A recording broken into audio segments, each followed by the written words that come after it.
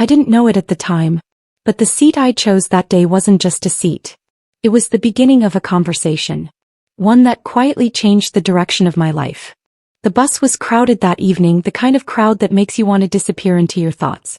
I noticed one empty seat, right next to a stranger, and sat down without thinking twice. We exchanged a brief nod and faced forward, letting the noise of the road fill the silence. A few minutes passed before he spoke. "Long day?" he asked softly. I hesitated, then answered honestly. "Yes. Longer than I expected." That small response unlocked something in me. I spoke about feeling lost, about chasing plans that no longer felt like mine. He listened carefully, not interrupting, not judging, just listening. Then he shared his story. He once stood where I was, tired, uncertain, afraid to take the next step. He told me how waiting for the perfect moment kept him stuck for years. Then he said something I will never forget. "The moment doesn't become right.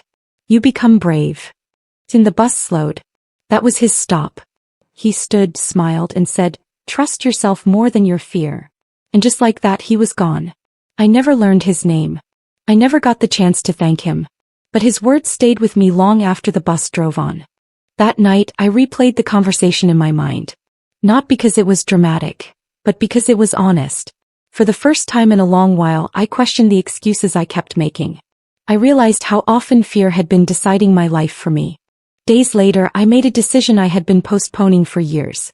It wasn't perfect and it wasn't easy, but it was mine. That conversation didn't give me a map. It gave me the courage to take the first step. Life doesn't always change through big moments or loud announcements. Sometimes it changes quietly, in a short conversation, in the seat next to a stranger. If this story resonated with you, like, share, and subscribe for more real stories about the moments that shape us. Thank you for watching.